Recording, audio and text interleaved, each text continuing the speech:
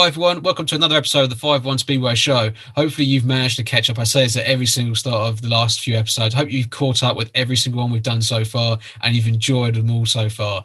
Tonight my guest is a Scotland legend. He was probably Scottish number one at some point. He rode for a host of clubs, including the Wembley Lions when they came back in the 70s. So I'm sure there'll be some great stories there. Also ridden for Edinburgh, Coatbridge, Milton Keynes, and even had a season in America riding for Bakersfield Bandits. So that's going to be interesting to find out tonight. Please welcome to the show, Bert Harkins. Thank you, Neil. Nice to be on here, and we'll see how this goes. Do you have an interpreter for me? I can put subtitles in. That'll do. Subtitles. Yeah. But how are you keeping, Bert? You all good? Yeah, fine, thank you. Yeah, fighting fit and no problems. Touch wood. Yep, so all okay. That's good to hear. That's the main thing. And obviously, with the pandemic we've had, hopefully you managed to keep yourself shielded. And have you had the vaccine yet? Yeah. Being a golden oldie, I've had the first one, so that's one to go. And still keep fairly fit. Still cycle with a mountain bike in the woods, so everything's okay. No problems. There's no Speedway, but everything else is okay. That's all right then. But I'm sure you can find some Speedway on YouTube or Facebook or something like that to keep you entertained. Yeah, I mean, I keep in touch very closely between Facebook, and we've also got the WSRA, the World Speedway Riders Association. So I'm chairman there, so I'm very heavily involved with that. And with that, we've just opened up. Now, it's not just riders who can join, supporters can join too as associate members. So that side's pretty busy now too, going well. Well, at least it keeps you active, keeps you doing stuff, and things like that. Even if it is, yeah, exactly. And it's a shame it's just admin work at the moment. You can't really go out. Obviously, we can't have any of these dinners or meet and greets or anything at the moment, which is such a shame at the moment. That's right. Yeah. Because we've got the Speedway Museum over at Paradise Park, and that's been closed because Paradise has been in lockdown. So we've had to cancel some of our events this year and put them on perhaps late in the year, July, September time. Yeah, because I think I've seen that the celebration of Speedway, which normally happens in February, is now in the summertime. I can't remember off the top of my head when it is, but it's going to happen at some point. Is it? Well, problem is with this pandemic, we postponed it from February until May. We're going to have a big weekend in May, but now we've had to cancel that as well. So quite unfortunate. Yeah. Well, then obviously you know more than me, because the last time I heard it was happening in May. That was the last time I heard. It was. You're actually the first to hear this, because the news will be out on the Tapes Up magazine, which comes out in spring, which is about 2 weeks away, and information is in there, and then it'll be on the website as well. But it's very unfortunate because so many people look forward to that weekend, and we get so many Speedway people there, riders, supporters, and it's always a great event. Yeah, because I've been to the last few of them and things like that. Last one I had to go to was I had to attend the seminar there to do my machine examining course. So that was the last time I went and things like that. So but then I'd go there just to socialise, and when I was riding, fans come up and talk to you, and I'd help support like Milton Keynes when they had a stall there, and you had Reading that had a stall there. So it's very, if nobody's been to it, you must get along to it, because it is a must sort of see place to go. Plenty of stuff to do and see, really. Yeah, but that's part of the problem, because we have the marquee with all the stalls in there with books and DVDs and such like, and it'd be very hard to police the social distancing in there. And the same in the museum too, is quite small. So that could be quite difficult. So we've had a few problems there. But it will be back open again, probably in May. The museum reopens, and we've got some new exhibits here too, so we're trying to get those ready in time. So all should be okay. It's not all lost. Oh no, 100%. I can't imagine it being all lost or anything like that. But that'd be interesting to see these new exhibits that you're going to open up and things like that. Because I think the last new bit was the Ivan Major section, wasn't it? That was the last new one. Yeah, it's still there, the Ivan Major display, which is very good. And what's happened now, we've had a load of trophies from Jack Parker's son and nephew. And some beauties there, even go back to pre-war days. So we've been polishing those for quite a while. I can imagine, yeah. Once we reopen the park, we'll be able to get in and, sort of a new display. And I believe we've also got like Eric Langton's Jap coming down, like Peter Collins was going to loan us that too. So quite a few things going on. And also there's the memorial garden, which we have there for plaques for deceased riders who've passed on. We've moved that now, and it's getting built in a larger area, and hopefully that will be done in time for our next lunch, and it'll be reopened by Michael Whale, who's our honorary chaplain. So there's a lot going on behind the scenes. Yeah, that sounds brilliant. But we're busy. Oh yeah, 100%. You always be busy in Speedway. You always be doing something, even if it is polishing trophies or someone else's. At least you keep them busy. But to hear that there's going to be some Jack Parker stuff coming down and Eric Langton, for myself being a huge Speedway historian, love Speedway all through the years, and to hear that sort of thing, that'd be great to see, because I've only ever seen sort of like Eric's bike. I think it was when they did the Australian DVD profile on him. I've got that, and I think it's the only time I've ever seen that. But to see it in person would be awesome to see. Right, yeah. And as I say, some of these Jack Parker trophies, they were done before the war and after the war. So they're really fantastic trophies. They're not just plastic bits and pieces. So a lot of polishing involved. Yeah, I can imagine so. And of course, you've still got your stuff there, haven't you? Yeah. My last 4-valve Jawa is there, and my tartan leathers, and my the white boots and other bit like the Wembley and body colours, the Scotland one and Coatbridge. And in case any of the folks that are watching forget what I looked like when I was riding, a bit like this actually. Brilliant. My hair used to be that long. And when you see old photographs, I should actually got commission for making these wigs. Yeah, exactly. Just brilliant. That's brilliant to see that sort of thing. Yeah, that's what the show's all about. Is just to have a laugh and a joke like that. That's brilliant, perfect, but absolutely perfect. But also, if I do a small plug for yourself as well, because also you still got your book out and things like that. So if people want to read about Bert's crazy time in Speedway, get his book. It's funny. I mean, it's been out for, this must be the third year, and it's still selling on, for some reason. A lot of people probably wouldn't have seen me ride anyway who are buying it. And we had a book signing up at Edinburgh in the supporters club, and the queues were sort of around the block. So that was really, really encouraging, actually. Yeah. And the usual thing, once you've done a book, then you find photographs or stories that you forgot to put in. But yeah, it's gone okay. Well, that's good. That's good. An extra bit of pocket money for you, probably. Yeah. I think it's mainly just the idea was to try and explain a lot of things that went on in Speedway, for me anyway, the different countries that I raced in and how things were different to each country. So I tried to make it a wee bit interesting hopefully for the supporters, and also for some of the other riders too. So yeah, because I think people like to see like a rider's side of it, because obviously you see it as a supporter, but then if you get into the nitty gritty of it as a rider, you're going to see everything completely different. Yeah, and I think for a Scottish rider like myself, it's very hard to break into the sport, because in Scotland we only had two tracks, Glasgow and Edinburgh. And when I started, there was only one, which was Edinburgh. And at that time, there were about 20 novices after the meeting, all trying to get a race or 4 laps after the meeting. Yeah. So there weren't any trade schools or academies or anything like that to help you to try and learn it all yourself.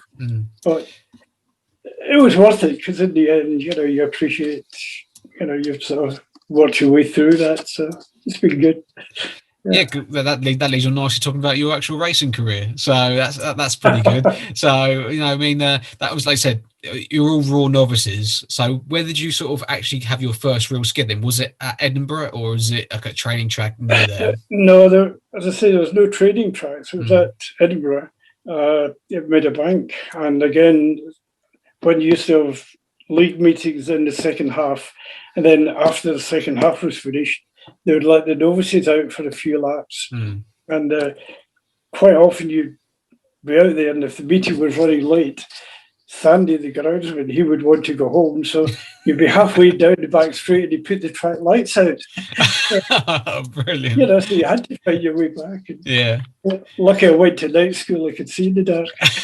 Yeah, ate all your carrots, that's the main thing. You could see in the dark then. But it took a long time. It took me quite a number of years before I even got into reserve Edinburgh.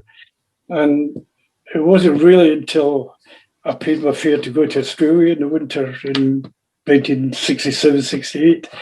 After that, I got a lot more experience and came back a lot better. So it's always a good idea for a young rider to ride abroad during the winter, get more experience. Yeah, just keeping active, and obviously, like you said, you learn by sort of growing up because you do it all by yourself. I mean, the tracks are different. The people are different. The food, everything. So it's a good learning experience. So was you part of like a touring team then that went out there, or was it a case of that you just went out there for the sake of it? The first time I went out, I paid my own fare to go out, and at that time it was cheaper to go out by sea, by ship, than to fly out. And I had my bike in on the ship as well, and I just went out on spec, and I got some rides at Melbourne, and by the end of the season I did quite well, and so got the Victorian Championship and some of the track records. So after that, they wanted me to come back, but in the beginning when I got there, they didn't even want to let me ride because I said, "Well, how good are you? And what can you say?" I said, "Well, I'm riding a reserve for Edinburgh." And they said, "Well, we'll put you out after the main event and see how you go in front of under the track lights."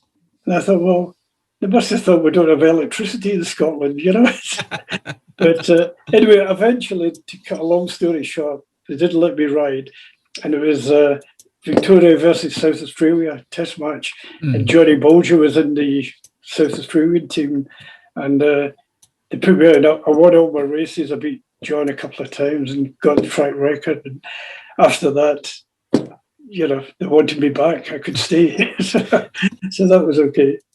But, yes, you must have been doing something right then, because obviously, like I said, you just kept coming back, and enjoying it. That's the main thing. But what was your sort of memories of winning that Victorian State Championship? Then was it against like some top riders and back in the day? In the States, do you say? Like when you won the Victorian State Championship in Australia, was it against like some of the good top boys from the time? Yeah, just the top Australian boys like Johnny Dewhurst, and I think Johnny Bolger was in it, maybe Joe Meary as well. And then later on, with people like Ovi Funden and Ollie Olsen, Ivor Major, they all come over. So they were all, when I was riding at Liverpool in New South Wales, they would all come over and would, have some dust-ups there too. Then eventually I went back again with the British Lions touring teams, back and forward a few times. Yeah, got a few miles underneath your belt, put it that way. It was quite good to follow the sun, but being like a pale Scotsman, I didn't realise how strong the sun was. And since then, I've been having, skin cancer taken off my back and all that. Oh, brilliant. Barbecued haggis, I think. Oh, well, yeah, because that was your nickname, Haggis, wasn't it? Amongst probably other things, but Yeah, but a few nicknames, some probably can't be repeated, but otherwise it's okay. No, that's fine. We'll leave that for the X-rated version. Yeah. But looking back at your obviously your English career and things like that, you started off riding for Edinburgh, and you had 4 seasons with them from 62 to 66. I can imagine that was it. Because was Edinburgh in the top British league then, or they were second division? At that time, they were second division. Yep. And but they were doing very well. They good crowds, a good team. And what happened at Meadowbank was they had to close because they're building the Olympic Stadium, or Commonwealth Games Stadium. Oh, okay. So they moved the team out of there. And that when they went there, that was the first winter I went to Australia with Bill Landos. And when I come back, they moved to Coatbridge, to a different track. Okay. They just kept moving. Every time I went away, the track had left closed before I got back. So I was doing something wrong. Yeah, because Edinburgh have had a lot of tracks in their time. Mind you, so Glasgow, Yeah. right there. You know, it's if you ever get I think it's the Defunct Speedway book, came out like 10 years ago or something like that. You look through all where Glasgow, Edinburgh, and places like that have been. It's amazing how much the tracks have all moved around. Yeah. In Glasgow, they had the White City track, and that was a good home track for the Tigers because they're very long straights and tight corners. But I always enjoyed riding there. Yeah. But funnily enough, although I'm from Glasgow, I never rode for Glasgow, always for Edinburgh. And there's always the rivalry between the two cities, you know, a local derby. And the Scottish Cup matches were always something extra because everybody wanted to win that. Yeah, I can imagine so. And of course, when you're saying that you're a Glaswegian sort of thing and you're riding for Edinburgh, of course, you're going to get a few more boos than most other boys. Yeah, funnily enough, you know, the supporters on both sides were okay to me. You know, if I rode in Glasgow, you know, it was okay. That's all right then. But was you there when they moved to Hampden Park then? It was Glasgow went to Hampden Park. Oh, Glasgow went to Hampden Park then, yeah. And they went from White City to Hampden Park. And that was, right there outside of the football pitch. So the track was very big and the stadium was huge as well. And it was too big for Speedway. You couldn't get the proper atmosphere. And it was also, the track lighting wasn't too good either because it's mostly focused on the football pitch. So some bits of the track were quite dark. You go into the third corner, you need a helmet with a light on it, you know, rider's helmet. Yeah. But they still get fairly good crowds there. But as I say, as you're saying, they moved to different tracks. They went to Blantyre and Coatbridge, and they were better tracks for Speedway because the spectators were closer and the racing was closer too because the tracks were not so big. So, unfortunately, Coatbridge didn't last. It lasted a few seasons, didn't it? And then it had to be closed. Yeah. Coatbridge was a stock car track, and it was quite deep bankings on one corner, and it was a good track to ride. And when the Monarchs left there, Glasgow went there. So before there was the Coatbridge Monarchs, then with the Glasgow Tigers at Coatbridge, or Coatbridge Tigers. So you kind of did ride for Glasgow under the Coatbridge name, shall we say? Yeah, they just kept moving around. So I think they're quite settled now. I mean, the Glasgow's doing very well at Ashfield. Yeah. They've really done a terrific job with that stadium. And Edinburgh now at Armadale, just outside of the city. But they still get the loyal supporters up there. So. Yeah, because I've been to both venues, and both venues are really, really good. I mean, I went to Glasgow in 2019 for the first time ever. I mean, I never saw the old Ashfield, but I've seen photos. But what they've done to it now, I mean, to have like individual like pit bays and things like that, and like, there's nice people up there. You know, it's really, really great to be up there. It was good fun, and I was mechanicking at the time, so yeah, it was good fun. Yeah, they've done a terrific job, and they've done a lot for the riders, as you say, putting in these pit bays and compressors and all sorts, make it a lot easier. You know, before as a rider, you didn't have these big, huge toolboxes. Now you had a little cantilever box, and you would sit on your fuel can. You didn't have a director's chair. Yeah. Times have changed. And also, you only probably had one bike then, didn't you, as well, in the pits? You did what, sorry? You only had like one bike or something like that in the pits, wouldn't you? When the riders had the Jap, they could usually carry a spare engine, and you could change the engine between heats, actually. Oh, okay. You could do it very quickly. But most of the riders just had one bike, maybe a spare engine. And if you're good, you could have 2 bikes, but not too. Ivan Major was probably the first with 2 bikes everywhere. Yeah, I think he was rolling up on his trailer in the back of his car or something like that, knowing him. Yeah. But obviously after Coatbridge shut, of course, Wembley opened its doors. Yes. Pretty much the whole Coatbridge team, I think, apart from, was it 3 riders maybe, went all down to Wembley. Yeah, Wayne Briggs, Ryder Hyde, Brian Collins, and myself, we all went to Wembley. And that was another case of me being abroad and suddenly getting a telegram saying Edinburgh has closed. Said, you've been transferred to Wembley. I said, will you ride there? I took about 2 seconds to write back and say yes. Yeah, in big capital letters, yes, I will be there. Yeah, so, I mean, that was, I'd been to Wembley before I started riding, just as a supporter to see the World Finals. And the atmosphere was always terrific.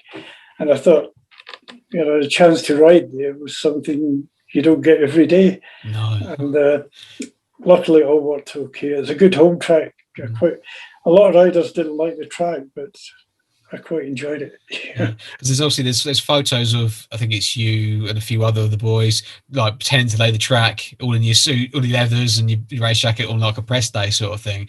But yes. did you as riders get much say in how to like lay the track and what material and things like that to use? No, not really. It was just down to the football people, really, because there's only a certain amount you can cut off the side of the corners for the football. So we just had to ride whatever happened to be there. But overall, it was okay. And I think the other claim to fame I had with Wembley was that when I was a kid riding cycle speedway on bicycles, our team in Glasgow actually had a set of the genuine Wembley Lions body colours, which was sent up to us. So I'd been captain of the cycle speedway Mansfield Lions team, and then I was captain of the proper Wembley Lions. So I think that might be a record that's difficult to beat. I think so. 2 different sports for wearing the same body colour. The same body colour, yeah. Yeah. That's cool. That's cool. But obviously, I can imagine, because obviously, I don't think your first meeting for Wembley wasn't until like the end of May in 1970, wasn't it? Yeah. After the FA Cup final and things like that. And of course, it obviously takes a while to put the track in and things like that, because it was technically a temporary track. For like you had to wait until the football was over, and that was a big problem. You didn't have a full season like the other riders did. So when we started the season, the other riders were already race fit and ready to go. And so it's a disadvantage, actually. Yeah, because I think you, because I've actually started collecting that season, those 2 seasons, 70 and 71, my program collections. And I think, remember rightly, you had your first 6-7 meetings was all away. You never had you didn't have a home meeting until, let's say, the 31st of May, and that was against Hackney. So yeah, at that time our home track was Newport. Would you believe? Newport in Wales, local. That was a pretty tough track to ride too. But it's very strange having Wembley Lions at home at Newport in Wales. Just didn't all figure out at all. No. I was just unfortunate, really, because obviously Empire Stadium, I mean, the old Empire Stadium and things like that, it must have been a great atmosphere, even for like the 2 seasons that you were there riding league races. It must have been good atmosphere. What was the sort of crowds you were getting then that sort of time? I think they started about 15,000-20,000 the first night, I think. Cool. Then it dropped down a bit, but still get very good crowds. But being such a big stadium, they were packed into one area, and it still gave a good atmosphere. And we had to be in Wembley. I think the promoters should really have tried to keep the Wembley Stadium going for any team, because a lot of outside sponsors want to be involved because it said Wembley. They weren't worried about Speedway, but to be involved with Wembley was quite an accolade. So when we lost the Speedway there, we lost a lot of sponsorship too. Was that down to the football then that basically sort of said, well, that's it, no more league racing? Yeah, the football, I think the year we finished, it was going to be like the World Cup or something, and they were going to be using the football pitch quite late into maybe about June, and that was far too late to start the Speedway. So Trevor Redmond had to sort of close it then, and he had hoped to open the following year, but it just didn't work out, unfortunately. Yeah, it just seems strange because obviously after that you had like the '72 final and European finals and intercontinental finals all there, as you think, and things like that. And you would have thought, well, if you can run that, then surely put the club on ice for one season, league team again, and then the following year, it just seems really, really strange. But then again, at the time, I suppose it was a business idea by the football. They didn't really want it. It's probably too much aggro for them. Yeah, it's a shame really that they couldn't get the team back there, because when they're riding with lots of terrific publicity, like from David Hamilton and Ed Stewart, the presenters there, so they had radio programs on Radio 1, BBC Radio 1 at the time, and every week they would give a good plug to Speedway. And, I remember David Hamilton say one time in the afternoon, said, well, Bert Harkins will be driving down from Scotland now, and if you see him on the motorway, give him a toot on your horn. Because I had the bike at the back. So, so they gave us a lot of publicity, and Speedway was, quite popular at that time. Yeah, because I think that was the sort of, obviously it's way before my time, but looking back as like a historian to Speedway and things like that, it was kind of like the regeneration of Speedway, because the way I look at it is that all these clubs like in the second division were coming through, as well as some in the first division, and things like that. And of course Wembley was part of that trend of the new sort of clubs coming back into it, really. Oh yeah, there's so many teams coming through there, and for like Wembley with people like Dave Jessup was only about 16 of that when he signed for Wembley, or 17, and that was the start of his career too. So there's so many people came up in that era and just went on to do pretty good things. Yeah, it is amazing, because obviously Dave Jessup is a local lad, really, because he was down at Eastbourne first, which is my local club. Yeah. Eastbourne's my local club, so yeah, there's a bit of understanding there between Wembley and Eastbourne. We'll let you have that one. That's our good ride just gone, that sort of thing. But I mean, obviously, because you started off with Ovi Funden as well, riding for Wembley in 1970. I mean, that must have been a huge thing for yourself to think, bloody hell, we've got Ovi in our team. Indeed, I mean, he also, brought a lot of crowd into the away tracks. We went there too, which was always very good. And he was a good guy for the team, but he wasn't really a team rider. It was just purely Ovi had to win. But to have him in the side, it sort of gave a big boost to everybody else. And I mean, he's over 80 now, and he's still riding motorcycles. Like a couple of years ago, he and I rode down to Spain on our motorcycles to visit Split Waterman down in Spain. And he still rides fast as well on the road as he did on the track. I bet you had to be first one there, didn't he? You had to be the first. Yeah, I did try and keep up with him. Just too quick. He's just too quick. Some things don't change. But no, it's great to hear that sort of thing, because obviously, and also I think with Trevor Redmond as promoter, all razzmatazz really, and things like that. From what I've seen and read and things like that, a good bloke for the sport at the time. Yeah, I mean, Trevor was a good showman, a bit like the Ian Hoskins days up in Scotland. And he always had different things going on at Wembley to entertain the crowd, which was good.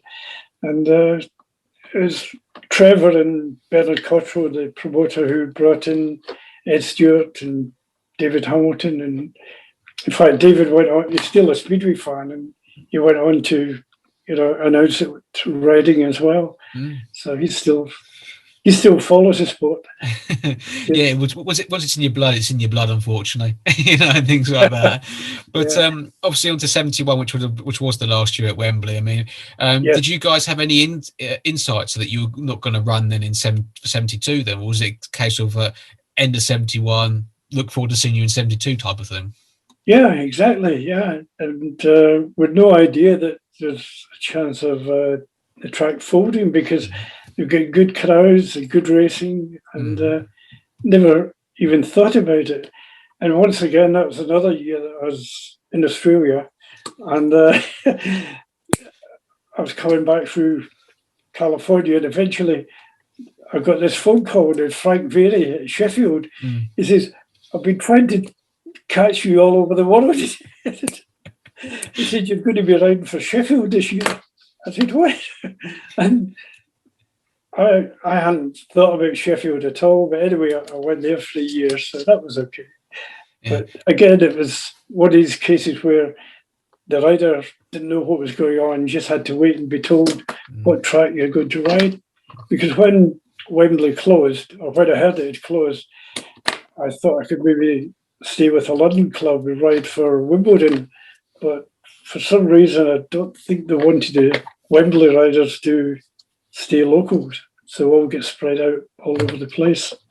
So can't get much further away than really in Sheffield, really, can you? Sort of thing, away from sort of London and things like that. But how did you get on your season at Sheffield? Was it a good year for yourself?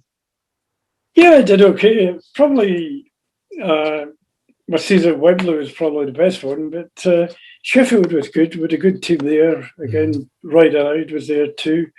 And, it's quite a solid team. The track was always very good. Frank Very always had it like a billiard table. It's very, I don't know if you rode there, but it's very fast, like a D shape, and you needed very good equipment. Your engine had to be tip top every week, whereas some tracks you went to, your engine could be a little bit flat, and you could still win races with it.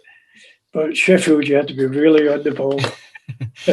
Yeah, it's one of those sort of tracks where if you're out in front, you're more scared of being out in front to know where the guys are behind you, sort of thing. Yeah, because you could pass there on the outside, the inside, on the grass, anywhere. You literally just cut the corner, you're coming through, that sort of thing. Yeah. But I just want to go back to the 71 season, because I missed that a couple of things. So in that year, you made the British final in 71, and you managed to qualify for the British Nordic final that year as well. Did. So individually, that was a good year for yourself on the road to the world final kind of thing. It was very good. I got so close to the final because in the British final at Coventry, I think I'd finished about fourth behind Ivan Brigo and Tony Lewis. And then I'd qualified, as you say, for the British Nordic final, which was at Hampden Park in Glasgow. So that was an advantage for me. But the Saturday before the final at Wembley, I was chasing Ollie Olsen. I could usually beat most guys around Wembley, but Ollie was too quick. And in the second half, he was ahead of me again. And I was sitting right on his tire tracks to try and see where he was riding. And the bike just picked up and went straight into the fence, and I broke my collarbone. And that was 5 days before the British Nordic final. And I still went up to Glasgow, and Carlo Biaggi, our miracle doctor up there, he strapped me all up so I could hardly move. And I lowered my handlebars real low so that I didn't need to stretch. Yeah. And move my clutch levers and stuff around. I nearly qualified, but not quite. No. Poor old Ray Wilson. I was in front of Ray during the meeting, and I think it was really my fault. I was going in the corners too slowly because I was in a bit of pain. And Ray came underneath me about 1,000,000 miles an hour and knocked me off. Oh, God. With a broken collarbone. Yeah. And poor old Ray, he did get a police escort out of Hampden that night. All the Scottish fans were going to lynch him because I was the only Scot left in the World Championship. And now I was lying on the track. Lying on the track with a broken collarbone, even in even more pain, sort of thing. But because when I was doing the research to all this and everything, and seeing that you made it to the Nordic final, and thinking, how far did he really get? And then it was like, okay, he crashed out in the Nordic final, which is unfortunate. But like you said, because of an injury more than anything, that sort of prevents him from getting there. But if you weren't injured, do you reckon you would have made the final in Gothenburg? I think so, yeah, because I believe the next semi-final was at Wembley, and then on to the final after that. And I think at that time, I think there might have been about 8 riders qualified or something. So there's a very good chance that I made it, but that's the way it goes. Yeah, that's Speedway for you. Yeah. But obviously, sorry, carry on. No, I was just going to say, I did make a World final. It's a World Best Pairs final with Jim McMillan, who actually qualified from Bellevue, where I believe we beat England as well. So that was a little plus.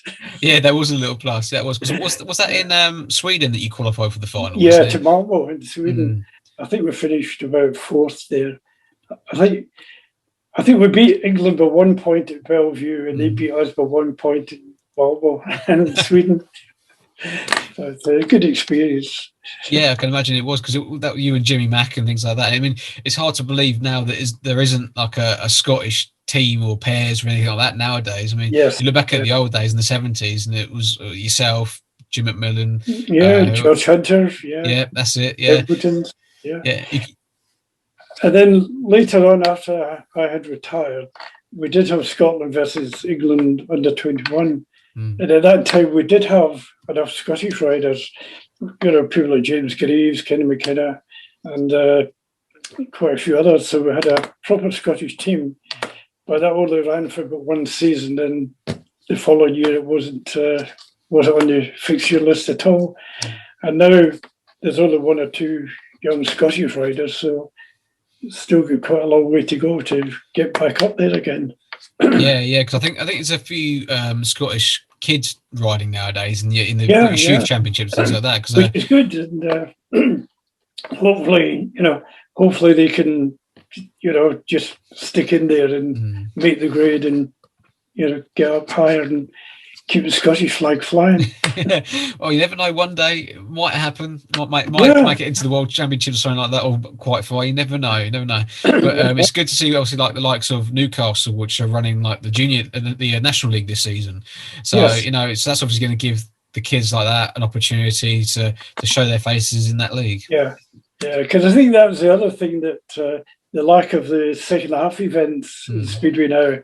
It used to be that supporters could watch the second half, and you could watch maybe a novice getting into the reserve race and then get from there into the team as well.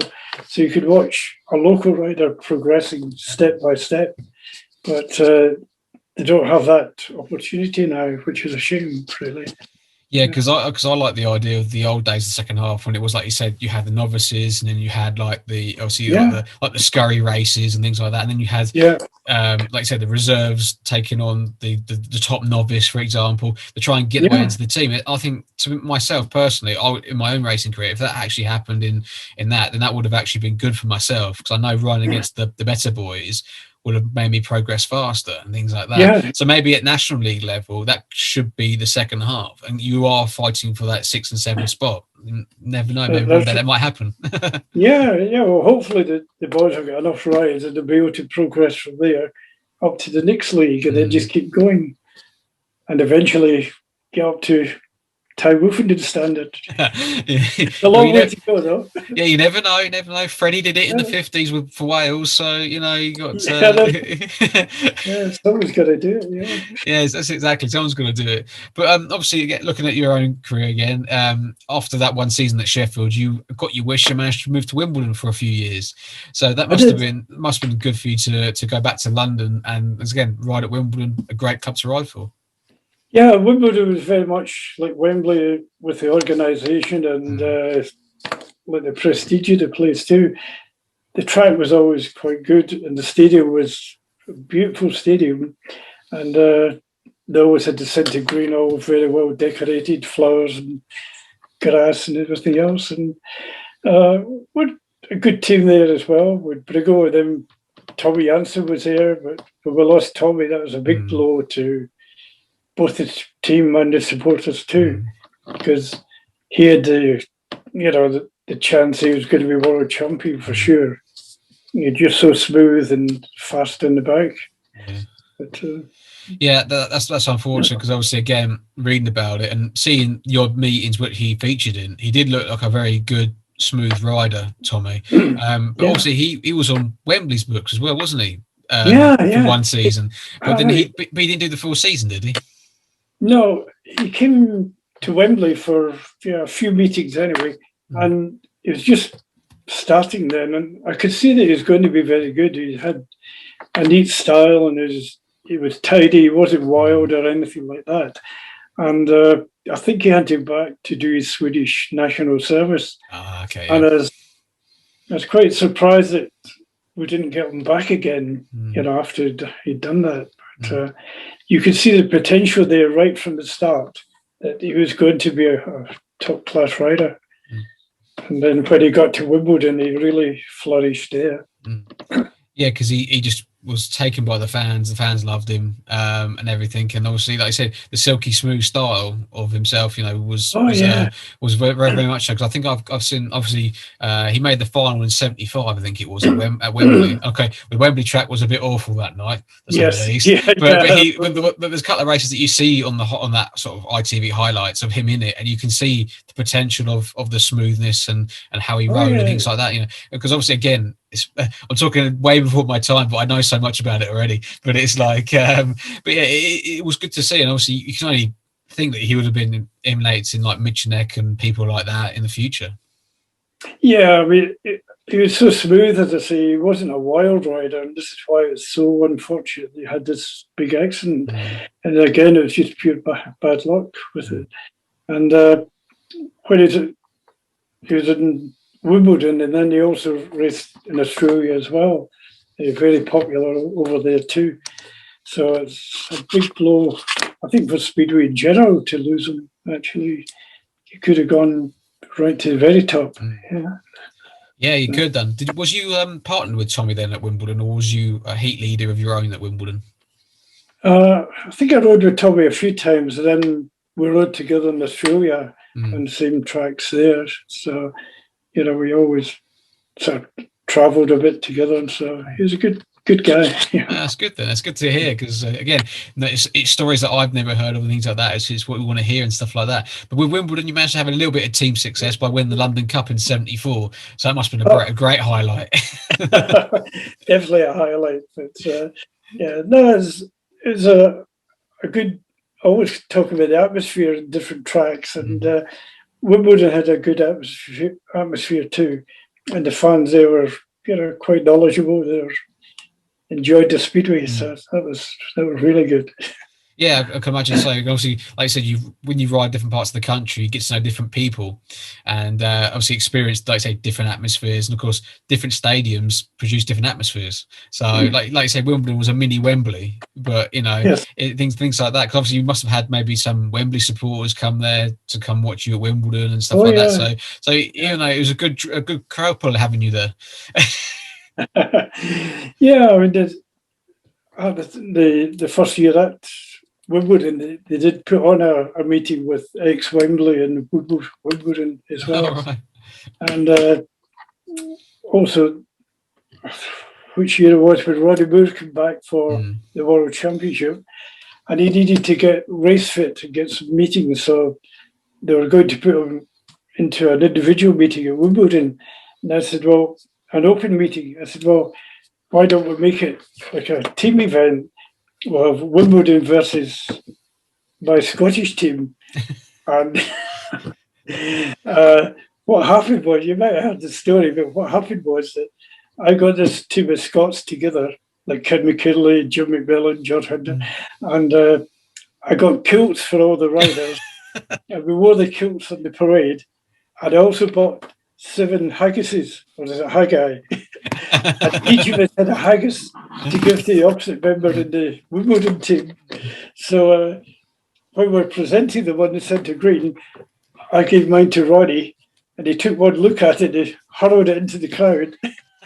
Brilliant. I think someone in the crowd got concussion, I think. Yeah. But I think the fans like that event because it's something a bit different too. Yeah, exactly. Because I think isn't there a picture of you and someone else in the kilts doing the Scottish dance over some swords or Brian Collins, that's right. it. That's it. I've seen that photo. That's a funny photo. We were doing the sword dance, but because we didn't have any swords, we had the checkered flag and the right. yellow flag crossed over. It's sort of like Speedway's twist to it, that's what it is. Yeah, that's right. Yeah. It made it a bit different for the fans anyway. Oh yeah, because it's the sort of entertainment they like. Because obviously it's the banter and things like that nowadays. It's unfortunately, like I said to several guys on the show, it's it's a shame that we don't have that sort of razzmatazz and stuff like that at the moment in Speedway. It's just, I think, a bit too professional in some cases. Yeah, I mean, it's good to be professional, but you still got to try and entertain the crowd because Speedway is an entertainment sport. So if you keep the crowd happy, then they're going to come back the following week. So you got to think about that too. But now it's so cutthroat that riders don't want to drop a point anywhere at all, and everything is so professional. I mean, it's terrific racing. It's good to. I still enjoy watching it. It's really good, but it's just almost a different sport now because the bikes are set up differently. The riders ride differently. The riding styles have all changed. Everybody's hanging off like the way Peter Craven used to do on a Jap. Yeah. In fact, that's him there. Yep, there is in a t-shirt. Yep. He did these things on a Jap, which is almost impossible because those bikes were so hard to ride compared with what we have now. So. It's interesting because obviously, again, only seeing very, very rare footage of Peter Craven and things like that, and you can see that the guy was ahead of his time with a lot of it. Okay, he was a short bloke, but he was ahead. He managed to make it suit and fit his way of riding. Of course, whereas everyone was back in the day sort of really, really upright on the bike, he sat in the bike, and it was just like he's riding like a sort of like a 2000 sort of rider back in the 60s and the 50s. You think, bloody hell, that guy was good. Yeah, because I don't know if you ever rode a Jap, but if you're lucky, they hit a bit of dirt or a bump, they could take off, uncontrollably. So to ride the way he was doing was very, very difficult actually, but it suited him. It did well with us. Yeah. Well, winning 2 world championships, that kind of says enough, doesn't it, really? I think so. I mean, similar to like losing Tommy Jansen, losing Peter Craven probably did such a big effect up at Bellevue as well. Yeah. It affected the whole sport. And I think it's those sort of guys that, like I say, they're the likeable guys, the nice guys and things like that. And I think both of them would have given back to Speedway what Speedway gave them, sort of thing, Yes. I think I've got the Aces of Yesteryear series on DVD, and I think it showed Peter Craven doing training schools on the sand and the beaches and things like that. Oh yeah. And I can only imagine. Yeah, up in Liverpool, that's it. And I can imagine that if he was still alive, he would have done that after he stopped riding and carried it all on. And you never know, you might have had a few more British world champions. You never know. Yeah, you just never know. I mean, I'm sure you'd still be involved because, like Ovi's still riding, he's still involved. And with Ollie Nygren up to 2 weeks ago, and they're still involved in Speedway. Yeah. He still ran training schools and all sorts. Yeah. Keep themselves busy. But because my dad used to ride, and Ollie Nygren used to be his trainer. So that's kind of cool to me. But I think also with the Peter Craven situation that the accident was at Meadowbank, Edinburgh, which had a solid wooden safety fence. Yeah. And I think if it had been a modern air fence like we have now, he would have survived. But it's just the progress we've got now is it's safer in that respect as far as the way the fences are as to what it was back then. Yeah, because obviously that sort of thing also I relate to is like the Exeter fence, which was the steel fence, wasn't it? And things like that. I mean, I imagine even having Exeter as an air fence now and things like that. I mean, it was narrow with a steel fence. It'd be narrower now with an air fence. We've actually got a section of the Exeter safety fence outside the museum. Oh, right. Okay. Park. yeah, and you can see just how solid it is.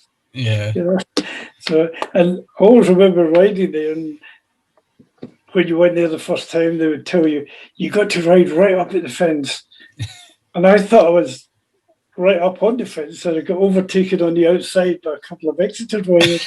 I think it was Chris Blewett and Chris Julian, and they were a bit crazy. Yeah, yeah.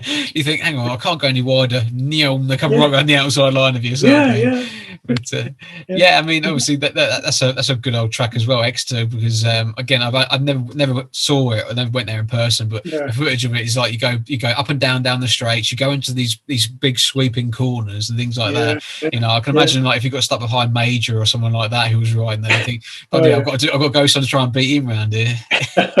Yeah, no, I liked Exeter. It's quite hard to ride, but once you got the hang of it, is quite not easy, but it's easier. But because it's so fast and so narrow, it looked so dangerous with the steel fence. So many riders, when they're going there for the league team, their car would break down on the way. Yes. Or they would get sick and not be able to turn up. Yeah, because I had, I think it was Dag Lobas who said a similar story to this on the show, and he said, because he used to love going down there and things like that, and it's just like a case of like, if you don't like Exeter, you've just broken down on the way. It must be a record number of riders that either broke down or got injured beforehand. Exeter.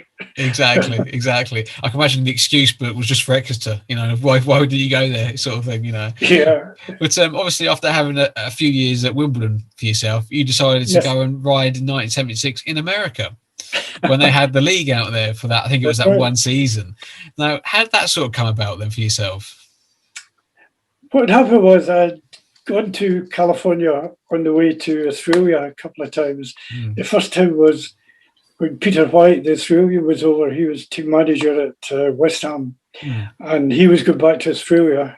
And he said, you know, there's some Speedway on in California, then why didn't I pop in there on the way? Which I did. And Harry Oxley, who was promoter, he picked me up at the airport, took me to the track at Costa Mesa to let me see it. And I thought, well, that's the car park or a cycle speedway track. Where's the speedway? I said, no, that's 180 yards. Yeah. And you had 500cc speedway bikes on that. Anyway, I raced in California quite a few times on the way to Australia. And Harry used to say, you got to stay for a season and, you know, ride here and make big money and all the rest of it. And they were doing very well, the American riders, riding about 5 nights a week and making very big money too. But I always wanted to come back to Britain again to try and get to the World Final. And then that particular year, 76, they said, well, we're going to try to introduce league racing to California. Could you come over and ride for the team there? So in the end, I decided we'll give it a go for a year. And initially, I thought I was going to ride for Costa Mesa, excuse me, but I was actually riding for Bakersfield, which was up over the mountains out in the desert. And you rode there in the evening, it would cool down to about 90 degrees. Yeah. So that was tough. Yeah, I can imagine it was, because obviously, you know, people don't assume American sort of had league racing, but it did for like one season. Cause I think I've had Bruce on the show, and he mentioned that it was a good idea, but it just wasn't practical for what the Americans wanted. No, the Americans preferred just to see the individual riders. They would support the individual rider. And what happened too was that instead of having race jackets, each team had different coloured leathers. Oh, okay. But then the riders still used their own helmets because they were all painted, so the fans could recognise them. And then they also had the second half with that as well. You had the team match interval. Then the second half was handicap racing and scratch racing, and the riders would change it. The interval, you'd go back into their own leathers or sponsored leathers. Yeah. So you know, the two different meetings going on, but it worked out okay, actually.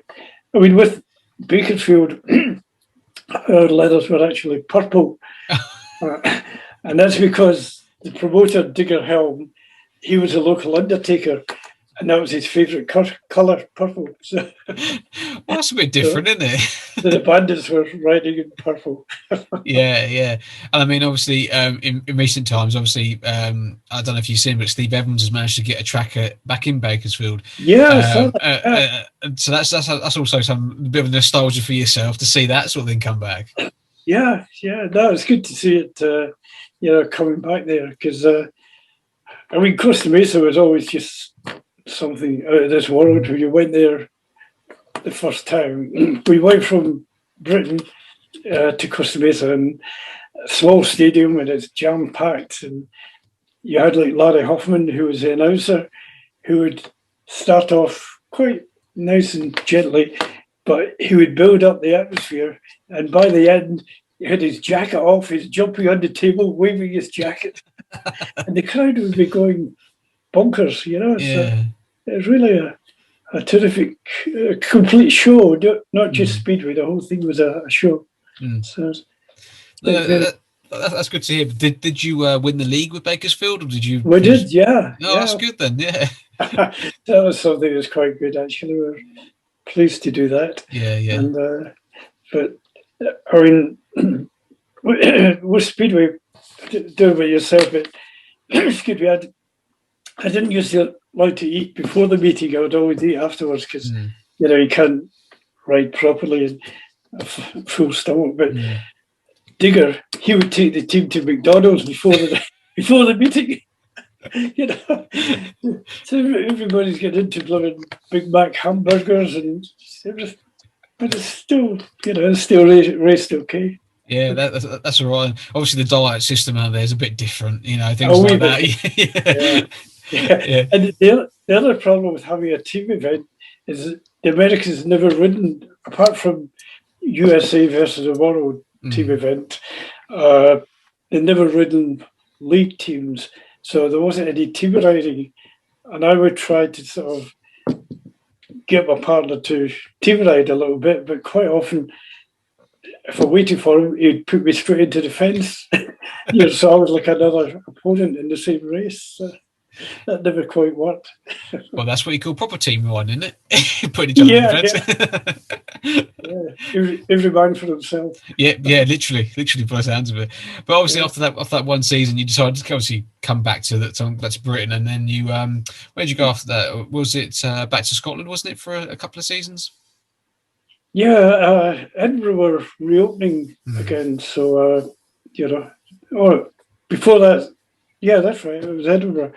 They were reopening at Powder Hall, and they asked me to go back there and to be captain there. And by that time, I was living down in Hertfordshire in the south. Okay. So when I rode for Wembley, I was living in Glasgow and riding for Wembley. So when I signed for Edinburgh the second time, I was living in Hertfordshire and riding for Edinburgh. But that, again, was another fantastic event. The Powder Hall Stadium was really neat and tidy. A good team and terrific crowd as well. So it's really... that's good because obviously Edinburgh stayed at Powder Hall for quite a while. I think it was to like 95, 96 sort of time they stayed there till. And then obviously that's when they moved on to other places. But during that first season of you coming back, you managed to win the Scottish Open Championship. So that must have been nice for yourself. Yeah, it's always nice, actually. That was held in Blantyre, that one, actually, one of the Glasgow tracks, which was quite small, quite bumpy, but I liked it that way. I preferred the bumpy tracks because it slowed everybody down to my speed, you see. Oh, right. So, yeah. If you got the big fast tracks like Sheffield, people were flat out. I didn't like to go too fast. Like to do it at your own pace and how you want to do it. Yeah, that's it. Yeah, but obviously going to Powder Hall and things like that, it must have been nice to be settled at a venue where you felt like it was almost like a Wimbledon or a Wembley with a great atmosphere, and of course the crowds must have been huge as well then. Yeah, it was very good because when I went back there, I met a lot of the crowd that used to go before the old team closed, actually. So it was quite a good atmosphere there. The fans were always very good to the riders, always, buying extra bits and pieces for them. So, and the racing was good. The track was always good. Doc Bridget, he always did the track, and it was always smooth and, grippy and good to ride. So we had some good events there, actually. Yeah. Is there any sort of particular meetings or races that stick out in your mind from Powder Hall days? Not particular, but they're all pretty special, actually. And then later on, after, we'd all retired, Barry Briggs had put on one of his Golden Greats meetings at Powder Hall. And that went very well, because we had a lot of the old riders come back, Dougie Templeton and Willie Templeton, they all got Jimmy McMillan, the whole lot. Yeah. So that was a great event. I mean, Brigo did a good job. He did one at Coventry, a couple in Germany, and one in Scotland as well. So yeah, because I remember seeing them in the Speedway Stars when I was a kid, the Golden Great sort of thing. I think it was for a few years that Brigo did it, with obviously a mixture of riders who took part in it. I think it was like you had like 3 or 4 different sections. Like you had like the 50s, the 60s, 70s, and like the 80s and things like that. So yeah, it must have been good for like yourself and a few of the other old boys sort of thing to go racing again and try and sort of see if you can beat one another once more. Well, the thing is, like beforehand, it's all quite happy and friendly, because it's going to be like just a special meeting for the crowd. But once you put your helmet on and sit on the bike, you're determined to win again, aren't you? Yeah, 100%, yeah. And the track, they made it very slick that night so that we could turn the bikes properly, because a lot of the boys hadn't ridden for years and years. They weren't all that fit. Yeah. And Brigo had organised a practice about the week before, but I hadn't been able to go to that. So when I went out for my first race, that was the first time I'd been on a Speedway bike for, so many years, like 5 years or 10 years. Yeah. It's quite funny, because I made the start, I made the gate, round the first corner, down the back straight, and I suddenly thought, what do I do now? Like the corner's approaching, and I'm trying to work out what I should be doing. Yeah. Closing the throttle or holding it or what. But I got around without falling off, so that was okay. Yeah, as long as you don't fall off, that's the main thing. That's the last thing you want to do is fall off. But no, yeah, it is quite interesting, because obviously, like I say, you don't ride for a while. You think, okay, I'm going down the straight. What do I do next? Do I turn now? Or before you know it, you've turned too late or something like that. It's just things like that. That's right. Yeah, because quite often there's a spot on the track, where you have to throw the bike into the corner. But if you haven't ridden for about 100 years, you don't know that. No, you forget where that one spot is, and things like that. Yeah. I remember that, because when I stopped and I came back and did the practice and things like that, it's like, try and remember everything again, making sure you think, can I still ride? And things like that to start with. But because I think when you did the Golden Greats, you had people like Yuri Stansel doing it, Anders Michenek did it, I think Ovi did it. Ovi was there, several other boys. So it must have been like a mini old world final with all some of the old boys coming back. Yeah, I remember the one at Coventry that in the dressing room beforehand, there's like Ovi and I think Anders Michenek and all these other old guys getting changed into their leathers. And there's one of the younger riders come in and looked around and said, gee, that's like going back to the 70s or the 60s. All the old guys were back. yeah. Sort of like saying, have I stepped into the time warp here, sort of thing? I've gone back in time a little bit. But the supporters really enjoyed it, because they could see the riders that used to support. I mean, they weren't as fast, obviously, as before, but they're still pretty quick. Yeah. They knew what to do. So that was really good. Yeah, it's a bit like when you watch the Men in Black, things like that, where they did their demonstration races on the old Douglases and the Japs and things like that. It's exactly like watching that again. Yeah, I mean, those Douglas and Rudges, it must have been so hard to ride in the deep shield that had, in the dirt track days. Because Brigo and I had a match race on them on the Douglas down in Canterbury when Johnny Hoskins put on a charity meeting, and it was really hard to ride that thing, you know. I mean, Brigo was okay. He was light trailing around the corners, and I was just sort of hanging on, trying to get around the corner. But I said to Barry, well, you know, you probably rode at high beach, so you're used to all this sort of thing. Yeah, Brigo's done it all. He's done it. He's done all the meetings, you know, things like that. Yeah. Because it was the what was it, one of the anniversary meetings at Hackney when it was Simo and Jack Parker. Parker, and you see Simo trying to ride this. I think it was a Douglas or it was a Rise or something like that. It was, yeah. And you see how tall Simo was. You know, things like that. You think, okay, he's not going to be able to slide that at all. You know, because he's just too long and gangly. Yeah, they're quite a long wheelbase as well, but they're still very difficult to ride. And when you see those old photographs of the pre-war riders light trailing in the deep dirt, the bikes are bouncing all over the place. Yeah, they're brave guys. Yeah, because at the museum you've got some of the old bikes there, and you look at them and you think, myself, I think, you can't ride them. You surely, how did these guys even ride them? Because you literally like, let's say you had to like a road racing kind of style, really, because they're so low to the ground, sort of thing. Crouched down. But I mean, the men in black, they could ride them, you know, obviously not all that fast, but they could still ride the things. So it's quite good to see them back on the track. But we've got Roger and Douglas down at the museum, and going back to Wembley, we've also got the Wembley tractor at the museum, the original one. Yeah, the one that you see the photographs of the world champion, the top three sitting on the tractor with the trophy. The trophy, yeah. Because you unveiled that at the 2019, wasn't it? You unveiled that one, I think it was, wasn't it? Was it the last one? You unveiled the tractor, wasn't it? Was that 2019 you unveiled it? Yeah, I think so, yeah. But but Brigo had that tractor in his museum up at Donington. Oh, yes, yeah. But then that had to close, so he let us bring it down here. So it's good. It's got its new home, put it that way, new home. So, yeah, because I've seen that, and I never knew how small that tractor was, you know, because obviously, again, only seeing photos and seeing images or videos of it so far away, you don't realise how small it was. Yeah, they had to climb up on top of that. Yeah.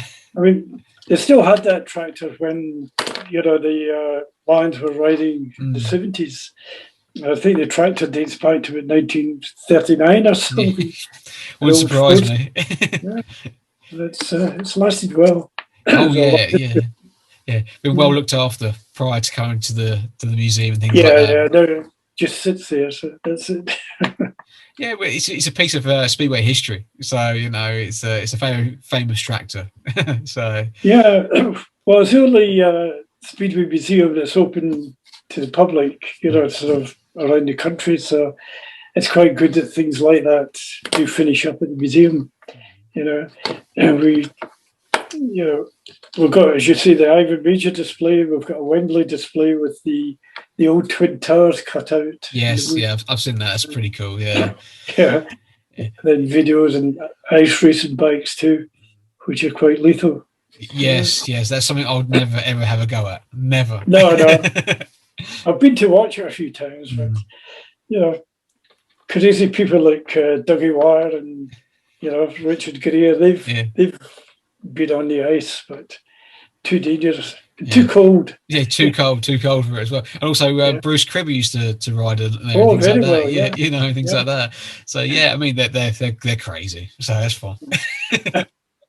But it just shows the difference when Kirby did all these demonstration races around different speedway tracks. He broke all the track records, didn't he? Everywhere he went. Because with the spikes, he didn't get any wheel spin, just pure acceleration. Yeah, and of course, you're not scrubbing the speed off too much either, because you're just going in one big sort of arc on emotion and things like that. Yeah. It doesn't surprise me. You smash track records everywhere. Yeah, you just roll into the corners with the throttle off, and then wind it on and come out the corner like a rocket. Yeah, when away he went, sort of thing. Yeah, exactly. But just going back to your career and things like that. In '79, you moved around a little bit because did you start the season with Edinburgh and then you went to Wimbledon again in '79? After Wimbledon and Edinburgh, then I finished up in the end at Milton Keynes. Yeah. That was the last track that I rode for. And by that time, it wasn't so far for me to travel either. But I was living about 20 minutes away, so it wasn't too bad. But yeah, no, it's been quite a good career. Yeah. So what would you remember of your last sort of season with Milton Keynes? Because obviously that was the National League. You've gone back to the National League to be. I assume that was you the number one at Milton Keynes at the time? No, Bobby Humphries was Bob number Humphries one. was him. And he was pretty good, really. No, again, it was a good little track, a good stadium, a little cafe, and you would have thought like an area the size of Milton Keynes could support a Speedway team, but unfortunately it didn't, and it all folded up too. But no, I enjoyed it there too. That was a good season there too. Yeah, just an enjoyable season, just to sort of maybe wind down and wrap up your career, sort of thing. Well, I didn't mean to wind down, and when I rode when Edinburgh came back, they were in the second division, but I hadn't wanted to drop from the first division, but the lure of going back to Edinburgh was just a wee bit too much, so I thought, I've got to go back there. Yeah. So between that and then Milton Keynes, I finished up in the sort of second division. Yeah. Well, that's not bad at all, though, isn't it? Because obviously, we're starting back, you go back to where you started, sort of thing, and then obviously, I did the full circle. Started at Edinburgh and more or less finished at Edinburgh. Yeah, that's good. That's good because obviously, not just many quite a lot do in that. between. Oh, but yeah, you did the odd thing in between, I suppose. You were just a little bit. Yeah. But obviously, again, on looking at your individual stuff and everything, you managed to become a South African champion as well. Yeah. In 1979. So how did you do that then? Was it an open meeting again? Yeah, I mean, we'd gone out there. There's like myself, Betty Root, Nigel Close, and Alec Hewson, who rode for Edinburgh. He and Roddy Ferguson were promoting it out there in South Africa. And we had a contract with a promoter out there. And what part of the contract was the South African Championship would be televised from Johannesburg. But they had a break over Christmas with no Speedway. So we just went on a tour around South Africa down to Cape Town. And when we came back, we found our track in Johannesburg. It's actually Wembley, it was. And the track had closed. Oh, no. And the promoter had taken off. And we were supposed to still have our return fare paid, but he had gone. And there's no Speedway, but there's still this contract with the TV company to do the South African Championship. So we formed a syndicate. We all got together and built this training track just outside Johannesburg, and we staged the championship there with the TV and big crowd as well. And I managed to win that as well, so that was quite good. And the funny thing was that for the TV, Alec Hewson was a real good promotions guy, and he talked one of the trophy shops into loaning us a huge trophy about 4 feet tall for the championship, you see. Yeah. But it was on the condition we gave it back afterwards. Right. So I had this big trophy, but I had to give it back again. Yeah, that's unfortunate, really, isn't it? Because that would look nice on the old mantelpiece. Yeah, so that's okay. It's just the title that would do instead. Yeah, that looks good on the CV. The title looks good, and obviously, if did you manage to go to South Africa quite a few times in your career then, or was that like a one-off trip you done? No, South Africa, I'd been there visiting, but I'd only raced there one season, actually. Most of the time in the winter, I would be in Australia or New Zealand or California. But they had some other Speedway in Rhodesia after that, which were promoted by Alec Hewson and Trevor Redmond. But I was riding in Australia then, so I didn't ride in Rhodesia. But it's quite good if you could make a career to follow the sun and just keep moving. Yeah, because like I said before, is the more track time you got, obviously the better you got, and Yeah, yes. ride different shapes and sizes, so and Yeah, things like yeah, that. It's yeah. unfortunate that a lot of it was overlapping each other, like you say, Rhodesia, Australia, California. It all That's right. overlaps. Unfortunately, you can't go around the world once, sort of thing, in that sort of time. Yeah. But another benefit of riding in Australia in the winter, when you come back here and started riding here, you're already race fit. Yeah. Where a lot of other riders had to take a couple of meetings just to get back into the swing of it. So you had a bit of an advantage there. Yeah, I can imagine. Yeah, you have like a couple of weeks advantage, so you're getting your maximums in early, sort of thing. Yeah. Yeah. So when you rode in Australia, what were the sort of tracks that you rode at then? Did you manage to ride like the Sydney Showground or Brisbane or? Yeah, I mean they're all big tracks because the car racing, sidecars, and the solos were just part of the whole event. Most of like Melbourne, I think it was about 440 yards, and Sydney Showground was bigger, and Claremont over in Perth in Western Australia, that was huge. And it was so big you could probably have used a 2-speed gearbox, where you'd put a big high gear on, and to get off the starting line, you had to have the bike revving really, really hard, but you just sit almost on the handlebars so that the back wheel would spin getting off the start. Then the engine would sort of die and then pull you to the corner. Yeah. And after that, it was about 90 mile an hour. And you sort of like hold on for dear life, sort of thing. Yeah.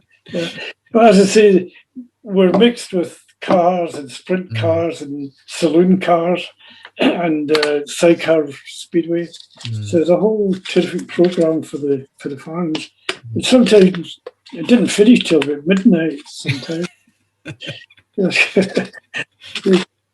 certainly got their money's worth. Oh yeah, they did. And I mean, I think wasn't it you used to have like 6-man races as well in some of these places? Oh yeah, the handicaps. Yeah, you do scratch racing at the beginning, and that's where I was very naive. The first time I went to Melbourne, I didn't realise that the faster I was going in the scratch races, the bigger handicap they would give me in the second half. And I got quite a big handicap in my heat in the second half, and I won the heat. So they put me even further back oh god, in the final. And I think it was about half a lap behind, I believe, with about 6 or 8 riders. But not all good riders, obviously. The ones up at the front were quite junior riders, so you had to be quite careful because they tended to fall off a lot in front of you. Yeah. So the handicaps they're good, they're exciting, good for the crowd, but they were quite dangerous too. Yeah, because if you ride against the sort of like the riders, the lesser riders, they're so unpredictable. Like you said, they could fall off or they could retire in the middle of a straight, and you've got to try and dart inside or outside, and things like that. Yeah, you had all that. I mean, it happened to me at Kembla Grange in the handicap there. That track was so Billy Sanders was riding there, and he was very, very good. He was just starting, and he was really excellent around there.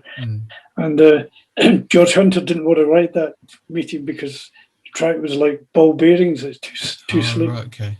And in the handicap event, I was off the back mark again, and I sort of worked my way through. And on the last lap, only 2 fellas to pass. And I sort of taking my time to weigh it up to go inside or outside. So I thought I'll do a big blast around the outside. And as I did that, the second rider hit the back wheel of the first rider and turned right into me and put me straight into the wooden fence. So I think George Hunter had the right idea. Shouldn't have ridden. Yeah, he should. Yeah, he did the right thing. But when you want to race, and you can't get it out of your head, and you want to do well. Yeah, as you know, a speedway bike, you can't really ride it slowly. You got to ride. You can't. No. It doesn't go around the corners. No. Same with these golden greats that if you're a tennis player or a golfer, you can still compete until you're quite old. But a speedway bike, you've got to be quite fit. You've got to be able to turn the bike in the corners. And as you say, it's the opposite to a motorcycle. If you go in too fast to a corner and close the throttle, it turns right instead of left. Yeah, exactly. You know, You have to be strong enough to be able to wrestle the bike around the corners. yeah, it's probably especially back in when you were riding, because obviously the machines were probably a bit more grunty and a bit more violent sometimes. Like you said, with the Japs, you know, hit a bit of dirt and away you went, sort of thing. Yeah. Fortunately, the Jawas sort of calmed it down a little bit, but they were still a bit unpredictable. They were. Yeah, I mean, I started as a novice on a Jap, and then progressed into Jawa, and the difference between them was quite pronounced because the Jawa revved higher, and it was easier to turn, much easier to ride, and easy to work on mechanically.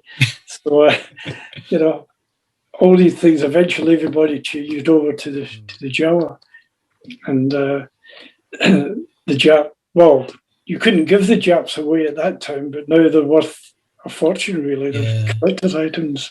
They are collector's items, museum pieces. Again, back to the museum. Yeah. We've got a few of those here too. Yeah, I can imagine so. But what was your sort of favourite engine? Did you prefer like the 2-valve Jawa then, or like the 4-valve Jawa? I liked the 2-valve Jawa. I had the 4-valve Jawa,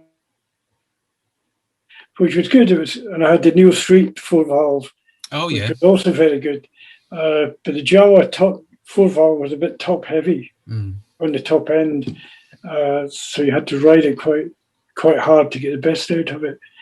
But probably the 2-valve Jawa is easy to ride, easy to maintain, and you could ride the whole season, just work out it yourself. You didn't need super tuners to do work on it for you. You do it all yourself. No, exactly. But obviously, after you finish riding, you done the Golden Greats and things like that. We then saw you. If I remember rightly, you were part of like the GP sort of scene for a little while, doing the goggles and things like that. So how did that sort of thing come about then? Yeah, when I raced in California, there's a lot of sponsorship there. Like Bell Helmets used to give me helmets, and one meeting the people from Scott Goggles, which is an American company from Sun Valley, Idaho. They were there, and they're making special goggles that were deeper to fit over glasses. Oh yes, so they gave them pairs of those to try, and after that, I was using Scott. And then one season before I went back to Europe, to Britain actually, I asked if they had anybody importing the goggles into England or into Britain, and they didn't. So I was the first European or British importer, really. So all the Scott goggles and Scott grips and clothing and stuff, I would bring in and start from there. And we had quite a lot of the riders sponsored on Scott, like Hans Nielsen and Eric Gunderson, quite a few. And at the GPs, I used to have like a race service, and the riders who were using Scott could drop the goggles off who would fit new lenses or tear-offs or whatever they needed. All right. And it's all good, good publicity, because the product was good, and everybody on the TV, you could always get close-ups of the helmet and goggles, did you? Yeah. So you could always see the big Scott name on the side. So that was, and from that distributorship, I got other products too, mostly on the motocross side. And so a lot of the business, I had originally a retail shop, then we went purely trade, wholesale. We had a warehouse and offices, and we just supplied the trade. Excuse me. But most of it was to the motocross side and a little bit in Speedway.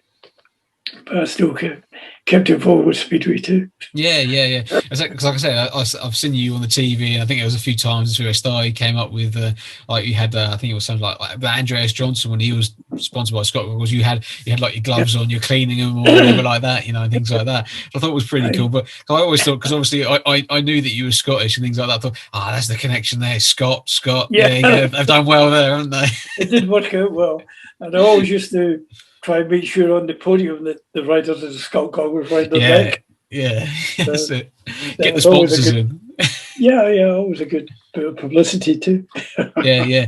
So it all came from you. That's what it was. We know now. Yeah, that's true.